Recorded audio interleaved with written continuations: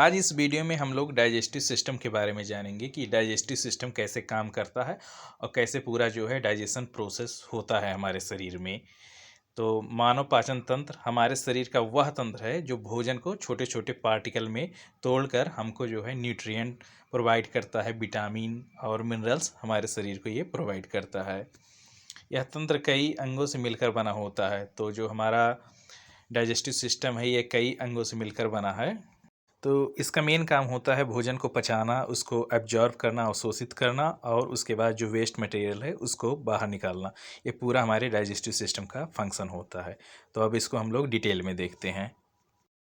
तो डाइजेशन हमारे माउथ में ही शुरू हो जाता है, जैसे खाना सलीवा के कांटेक्ट में आता है। तो इस इमेज में हम लोग देखते हैं ये फूड पाइप है। पहले यहाँ पे माउथ एंड माउथ कैविटी है, उसके बाद थोड़ा सा नीचे फेरिक्स है, उसके बाद उसके नीचे ओएसोफेगस, उसके बाद यहाँ पे स्टमक, पैनक्रियाज, स्मॉल इंटेस्टाइन और अनस, ये सब चीज़ें हैं।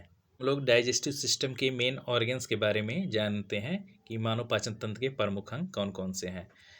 तो पहला है माउथ। यहाँ पे जो है पाचन की पहली प्रक्रिया हमारे मुंह में ही शुरू होती है। दांत भोजन को चबाकर छोटे छोटे टुकड़ों में तोड़ते हैं। उसके बाद सलीवा भोजन में मौजूद स्टार्च को तोड़ना शुरू कर देता है। सलीवा में हमारे सलीवरी एमाइलेज एंजाइम पाया जाता है। और टंग का काम होता है भोजन को मिलाने और निगलने में हमारा टंग मदद करता है। तो अब फेरिक्स और एसोफेगस के फंक्शन को देखते हैं। तो भोजन मुख से हमारे फेरिक्स में जाता है, फिर एसोफेगस के माध्यम से ये पेट तक पहुंचता है खाना। फिर यहाँ पे पेरिस्टालसिस नामक एक मोमेंट होता है हमारे एसोफेगस में, इससे खाना एसोफेगस में आगे बढ़ता है। तो अब स्टमक के बारे में जानते हैं। स्टमक जे शेप का ये होता है। तो यहाँ भोजन जो है कुछ समय के लिए गैस्ट्रिक जूस के साथ रहता है और गैस्ट्रिक जूस में बहुत सी चीज़ें पाई जाती हैं, जैसे कि HCl हो गया। तो HCl यानी कि हाइड्रोक्लोरिक एसिड, यह बैक्टीरिया को मारता है और एंजाइम्स को ये एक्टिव करता है। ये HCl का काम होता है। पेप्सिन एंजाइम, इसका काम होता है प्रोटीन को तोड़ना। यहाँ भोजन जो है ये सेमी लिक्विड रूप में बदल जाता है, जिसको काइम कहते हैं। अब स्मॉल इंटेस्टाइन के बारे में जानते हैं। तो यह जो पाचन तंत्र का है सबसे लंबा भाग होता है, ये लगभग 6 मीटर होता है। तो स्मॉल इंटेस्टाइन की जो लंबाई होती है ये ज़्यादा होता है as compare to large intestine. Large intestine की चौड़ाई ज़्यादा होती है। तो स्मॉल इंटेस्टाइन के 3 भाग होते हैं, डेड्यूनम, जेजुनम और इलियम। तो स्मॉल इंटेस्टाइन में 2 अंगों से रस आते हैं, पैनक्रियास से पैनक्रियाटिक जूस और लीवर से जो है पित्तरस या फिर बाइल जूस जिसको कहते हैं ये आता है। यहाँ कार्बोहाइड्रेट, प्रोटीन और वसा का अंतिम पाचन होता है। उसके बाद स्मॉल इंटेस्टाइन में जो न्यूट्रिएंट होते हैं वो ब्लड में ये अब्जॉर्ब होते हैं। तो अब लार्ज इंटेस्टाइन के फंक्शन के बारे में जानते हैं। तो यहाँ पे वाटर और साल्ट का जो है ये एब्जॉर्प्शन होता है, यानी कि यहाँ जल और जो साल्ट्स होते हैं उनका अवशोषण यहाँ पर होता है। शेष जो अपशिष्ट ठोस रूप में बदलकर ये फीकस के रूप में बन जाते हैं। आनस हमारे डाइजेस्टिव सिस्टम का ये अंतिम भाग है। तो यहाँ से जो वेस्ट पदार्थ होते हैं वो शरीर से हमारे बाहर निकल जाते हैं। तो अब प्रोसेस ऑफ डाइजेशन यानी कि पाचन की संपूर्ण जो प्रक्रिया होती है इसके बारे में जानते हैं। तो सबसे पहले होता है इंजेशन, यानी मुंह द्वारा भोजन को लेना। उसके बाद होता है डाइजेशन। डाइजेशन का मतलब होता है भोजन को सरल रूप में तोड़ना। उसके बाद होता है एब्जॉर्प्शन, यानी कि पोषक तत्वों को ब्लड में लेना, ये हो जाएगा एब्जॉर्प्शन। उसके बाद होता है एसिमिलेशन, यानी रक्त द्वारा कोशिकाओं तक पोषक तत्व पहुंचाना, ये एसिमिलेशन होता है।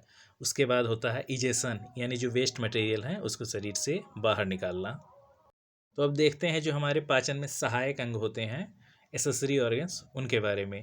तो इसमें पहला है लीवर। लीवर का काम होता है ये पित्त रस बनाता है जो वसा को पचाने में मदद करता है, यानी कि ये फैट के डाइजेशन में मदद करता है।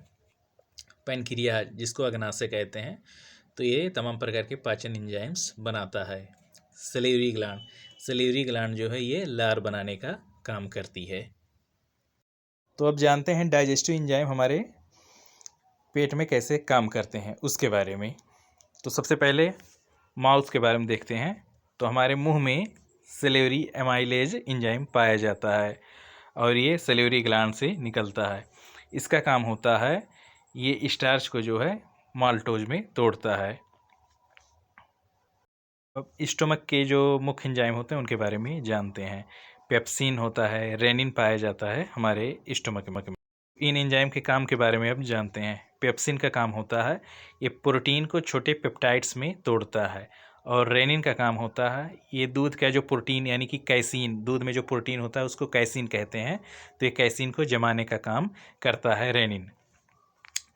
यहाँ HCl यानी कि हाइड्रोक्लोरिक एसिड पेप्सिन को एक्टिव करने में मदद करता है। स्मॉल इंटेस्टाइन में 3 स्रोतों से एंजाइम कार्य करते हैं। तो पेनक्रियास से पेनक्रियाटिक जूस निकलता है। पेनक्रियाटिक एमाइलेज जो होता है ये स्टार्च को माल्टोज में तोड़ने का काम करता है। ट्रिप्सिन, तो ट्रिप्सिन का काम होता है ये प्रोटीन को पेप्टाइड्स में तोड़ता है। और लाइपेज, तो ये फैट को फैटी एसिड और ग्लिसरॉल में तोड़ता है, ये लाइपेज का काम होता है।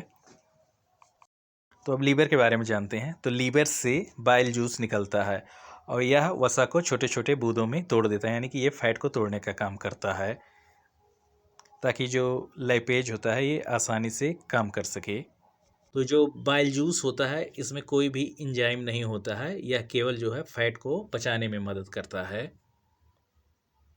तो अब देखते हैं इंटेस्टाइनल जूस में कौन कौन से एंजाइम पाए जाते हैं। माल्टेज, तो माल्टेज का काम होता है ये माल्टोज को ग्लूकोज में तोड़ता है। लैक्टेज का काम होता है ये लैक्टोज को ग्लूकोज और गैलेक्टोज में तोड़ता है। सुक्रेज का काम होता है ये सुक्रोज को ग्लूकोज और फ्रक्टोज में तोड़ता है। पेप्टिडेज का काम होता है ये पेप्टाइड्स को एमिनो एसिड में तोड़ता है। और लाइपेज का काम होता है ये फैट को फैटी एसिड और ग्लिसरॉल में तोड़ने का काम ये लाइपेज करता है। तो अब देखते हैं डाइजेस्टिव सिस्टम के प्रमुख रोग कौन कौन से हैं उनके बारे में। तो पहला है इंडाइजेशन, जिसको डिस्पेप्सिया कहते हैं। ये जो है ज़्यादा खाना, तैलीय मसालेदार भोजन या फिर तनाव या जल्दी जल्दी खाना, इससे इंडाइजेशन होता है। और उसके लक्षण की बात करें तो पेट भारी लगना, गैस बनना, डकार आना, जलन या उल्टी जैसा महसूस होना इसके लक्षण हैं। अब देखते हैं एसिडिटी हमारे पेट में ज़्यादा क्यों बनती है। तो इसका कारण है अधिक मसालेदार भोजन, खाली पेट रहना, धूम्रपान या फिर शराब। और उसके लक्षण की बात करें तो छाती में जलन, खट्टे डकार और मुंह में कड़वाहट, इसके ये लक्षण हैं। तो अब कॉन्स्टिपेशन के कारण और लक्षण के बारे में जानते हैं। तो कॉन्स्टिपेशन का कारण है फाइबर की कमी, पानी कम पीना, शारीरिक गतिविधि की कमी, ये कॉन्स्टिपेशन के कारण हैं। और इसके लक्षण के बारे में जानते हैं। तो मल त्याग में कठिनाई, पेट दर्द और भारीपन महसूस होना, ये कॉन्स्टिपेशन के लक्षण हैं। तो अब देखते हैं डायरिया कैसे होता है। तो इसका कारण है दूषित भोजन या पानी, संक्रमण, वायरस या बैक्टीरिया, इसके कारण डायरिया होता है।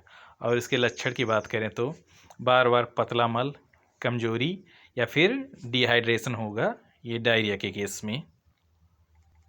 अब पेप्टिक अल्सर के बारे में जानते हैं। तो peptic ulcer Helicobacter pylori bacteria के इन्फेक्शन के द्वारा भी होता है और ज़्यादा एसिड बनता है तो उससे भी होता है, स्ट्रेस से ज़्यादा होता है, या फिर दवाइयाँ जैसे एस्पिरिन, इनके साइड इफ़ेक्ट से भी ये पेप्टिक अल्सर होता है। तो इसके लक्षण की बात करें तो पेट में जलन, दर्द, उल्टी, भूख न लगना, ये पेप्टिक अल्सर के लक्षण हैं। अब देखते हैं जॉन्डिस कैसे होता है। इसके कारण की बात करें तो लीवर में इन्फेक्शन या फिर हेपेटाइटिस वायरस की वजह से ये जॉन्डिस होता है। और इसके लक्षण की बात करें तो त्वचा और आँखें पीली होना, थकान, भूख कम लगना, ये इसके लक्षण हैं। अब हेपेटाइटिस के बारे में जानते हैं। तो हेपेटाइटिस में डिफरेंट टाइप के होते हैं, जैसे A, B, C, D, E, ये हेपेटाइटिस के टाइप हैं। और इसके कारण के बारे में जानते हैं। तो ये वायरस इन्फेक्शन की वजह से हेपेटाइटिस होता है, या फिर दूषित पानी, या फिर किसी हेपेटाइटिस इन्फेक्टेड आदमी से अगर ब्लड लेते हैं तब भी हेपेटाइटिस होने का खतरा रहता है। और इसके लक्षण के बारे में जानते हैं। तो पीलिया होगा, बुखार, कमजोरी और उल्टी, ये हेपेटाइटिस के लक्षण हैं। तो अब गाल स्टोन के बारे में जानते हैं, यानी कि पित्त की पथरी कैसे होती है। तो इसका कारण है पित्त में कोलेस्ट्रॉल का बढ़ना। और लक्षण की बात करें तो पेट के ऊपरी हिस्से में दर्द, उल्टी और मतली, ये इसके लक्षण हैं।